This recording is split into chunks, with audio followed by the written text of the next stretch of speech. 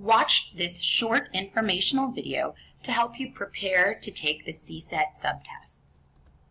First, you know that when taking the CSETs, you are going to have to study, and the best way to study is to take the practice tests offered either in this course or on the CSET website, or a combination of the two. Score your practice tests, and then review the content domains that you aren't confident in, or those in which you answered at least one question incorrectly on any of the practice tests. Summarize that information in your own words. Do something with it. Draw pictures, create flashcards, and make sure to review these. When studying, be sure to take breaks. Studies show that after studying for a minimum of 30 minutes, you need a 5-minute break. Or after an hour, take a 10-minute break to do something like stretching, going outside, having a snack, playing with your dog. It will help you retain the information and not become too stressed.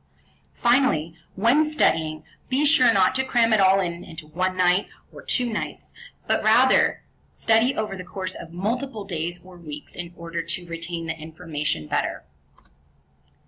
As you prepare for the test date, ensure that you know where your testing location is. This will help ease anxiety on the day of the test, and be sure to give yourself ample time to arrive at least 15 minutes early. You will need to start the check-in process 15 minutes early, so a good suggestion is to arrive at least 30 minutes early to give yourself plenty of time. The night before, since you won't be cramming, make sure to get a good amount of sleep. Studies show that adults need between 7 and 9 hours. The night before, it would also be wise to ensure that you have necessary items. And although you may want water, snacks, or a sweatshirt, do know that those will not be allowed in the testing area. However, you can store them when you get there.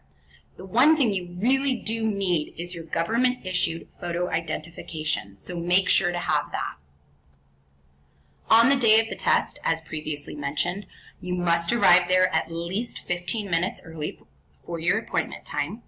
And then you will have to stow away all personal items. And as you can see, that is everything except for your government-issued photo identification that you will need to keep on you at all times in the testing area. When you are testing, there will be a proctor monitoring you, and you are allowed to take breaks if you raise your hand, and he or she will sign you out of the test. Be sure to know what the rules are for breaks, which you will read about and you can ask questions about during the check-in process. When taking the test, make sure to spend the time on the timed tutorial, which will be about 10 minutes long, and this time does not take any of the allotted time away from your testing period time. Learn how to use features like highlight, strike through, flag for review, and navigation. These will help you on the test. In addition, as you are testing, pace yourself. There will be a time remaining clock in the upper right-hand corner.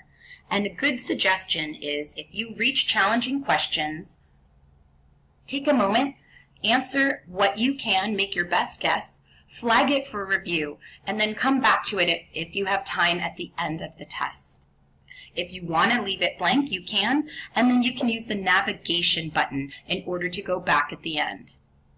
Other resources you will be given include a whiteboard with a marker, and also you will have the option to take headphones or earplugs.